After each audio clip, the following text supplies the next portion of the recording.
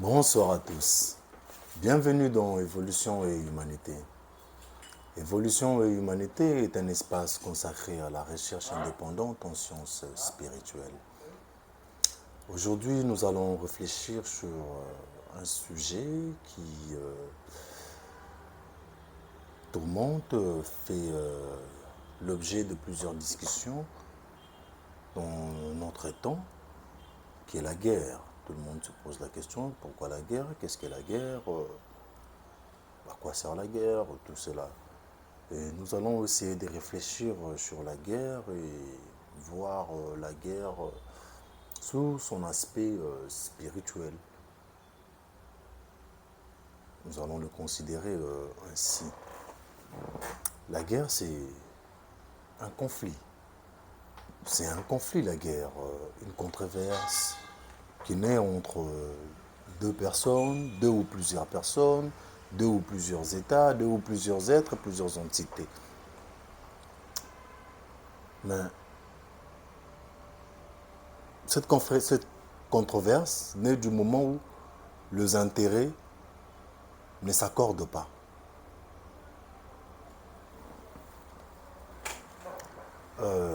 Cette controverse, nous avons dit qu'elle naît entre deux ou plusieurs personnes. Comment nos intérêts, lorsque cela ne corrobore pas, peuvent-ils nous amener à la guerre, à ces conflits? Nous savons que la pensée humaine, elle est universelle, mais du fait que la pensée humaine est liée à la sensibilité, cela la rend, cette pensée, individuelle, personnelle. Telle ou telle personne pourrait me procurer de la joie, mais procurer à mon semblable du mépris. C'est dû à cette sensibilité. La sensibilité nous rend beaucoup plus personnels.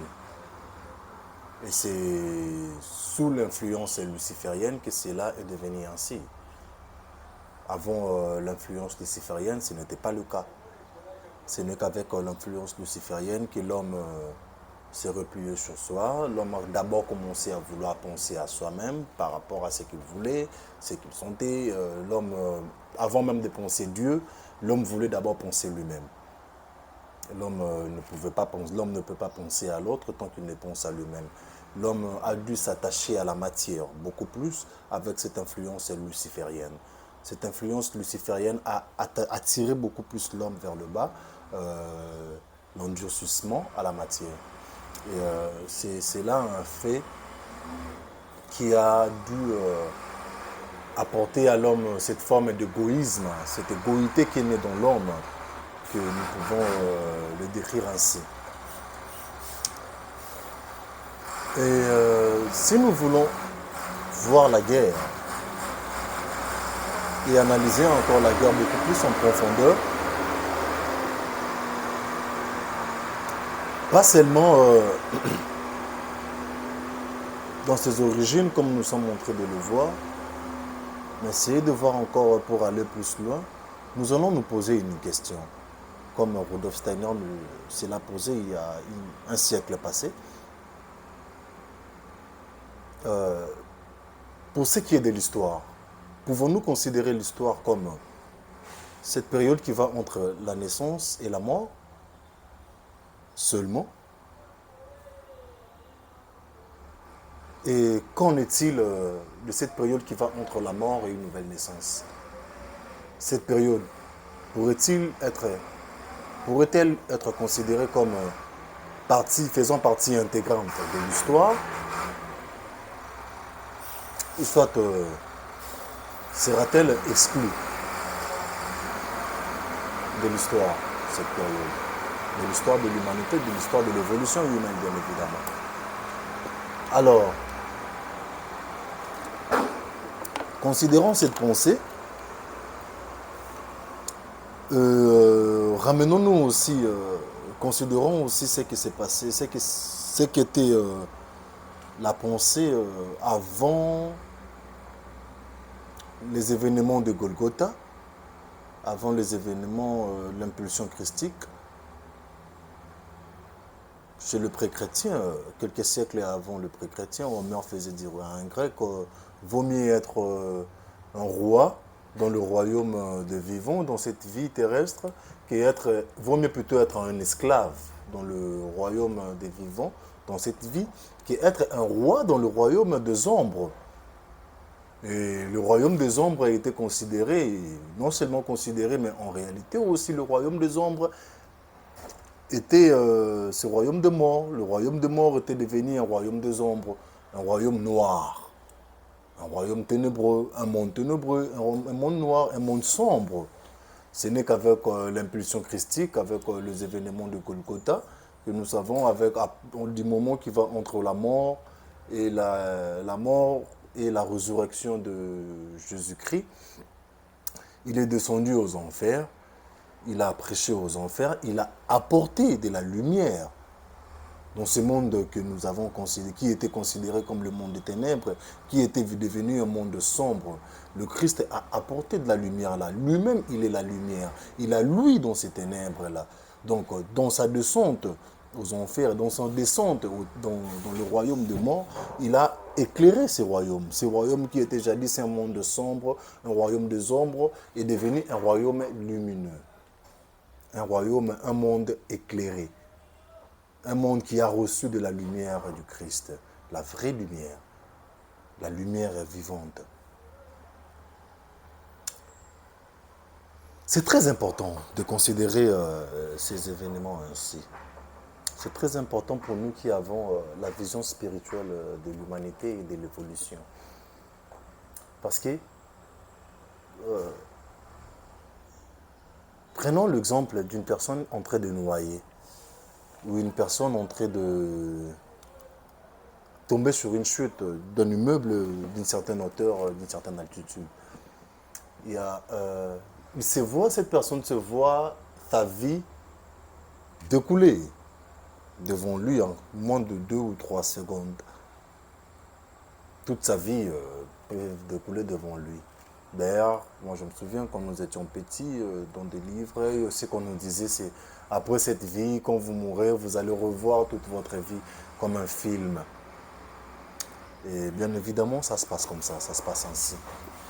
Nous avons eu aussi des témoignages. Étant donné que... Bon, oui. Étant donné que dans cette vie, tout ne se limite pas seulement ici. D'ailleurs, nous allons dire cela. Tout ne se limite pas seulement ici dans cette vie terrestre. Puisque nous pouvons revoir notre vie là-bas, c'est qu'il y a une certaine continuité.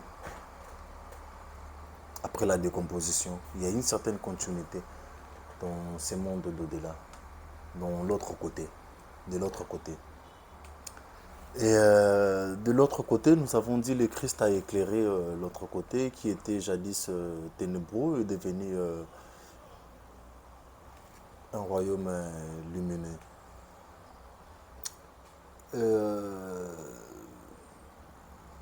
Il y a aussi dans l'Apocalypse, on nous dit quelque part, après l'ouverture du 4e ou 5e sceau, on voit les âmes qui criaient, qui réclamaient justice, justice, justice, justice. Ils pleuraient et tout. Tout cela, ce sont des énergies. Ce sont des énergies, même la pensée est énergie. Tout est considéré comme énergie. Positif comme négatif, mais c'est positive comme négative, mais c'est énergie. Et nous l'avons démontré, Rudolf Steiner l'a démontré dans une conférence faite sur les rires et le pleur, comment les rires nous attirent vers, nous disions, dans une conférence faite sur le moi spirituel, le moi, son origine spirituelle et son évolution. Rudolf Steiner nous a démontré comment les rires, le pleur, les rires nous attirent vers le monde spirituel et le pleur nous attire vers le monde inférieur où l'homme était entre ces deux mondes.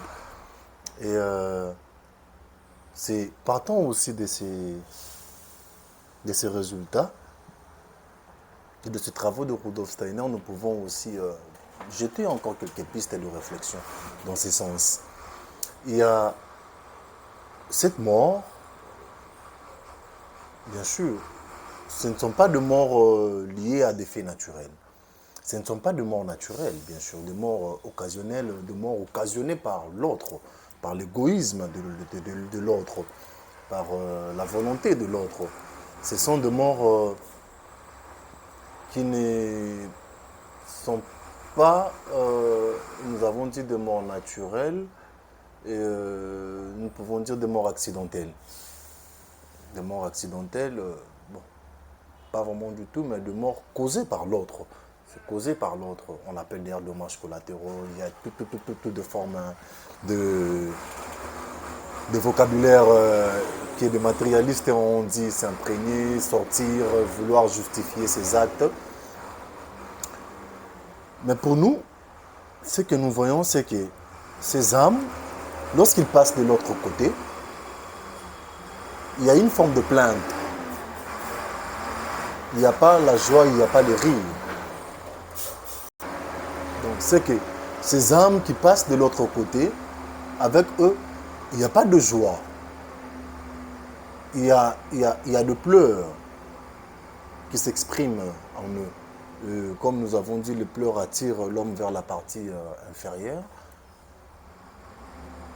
vers le monde inférieur.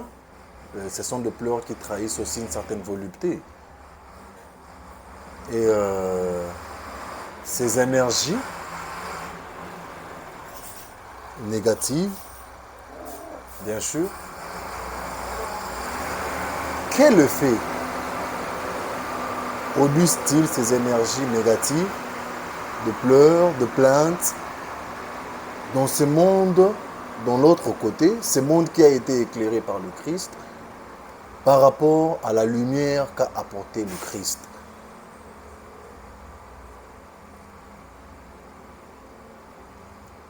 Contribue-t-il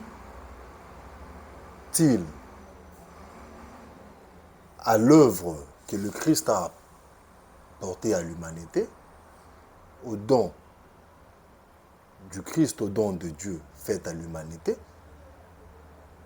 ou soit c'est une contre-mesure, ou soit il s'agit d'une façon de contrecarrer l'œuvre du Christ dans l'évolution de l'humanité. Cela doit nous amener, nous pousser à réfléchir beaucoup plus. Encore sur la guerre, pourquoi nous devons nous faire la guerre? Qu'est-ce qu'est la guerre exactement? Dans ses effets spirituels dans l'évolution de l'humanité? Apporte-t-il, contribue-t-il à éclairer le monde de l'autre côté, comme l'a fait le Christ, ou cherche-t-il à assombrir encore, réassombrir encore ce monde que le Christ a éclairé dans son œuvre, dans son avènement, dans son incarnation terrestre, dans sa crucifixion, mort et résurrection. Donc voyons-nous, mes chers frères et sœurs, que la guerre n'est pas seulement quelque chose comme nous le pensons aujourd'hui qui profite seulement à l'homme comme ça, mais ce sont des forces du mal qui cherchent à s'introduire dans la volonté humaine, qui s'y sont même introduits dans la volonté humaine et qui veulent contrecarrer l'œuvre du Christ dans l'évolution de l'humanité, qui veulent toujours attirer l'homme vers le bas. Parce que tant que ce royaume ne sera pas éclairé, l'humanité ne saura pas évoluer. Pour que l'humanité évolue, il faut que l'au-delà aussi, de l'autre côté aussi, soit éclairé. Et ceci n'est pas une solution que j'apporte, mais c'est l'une des pistes de réflexion qui nous amènera à solutionner cette question de la guerre.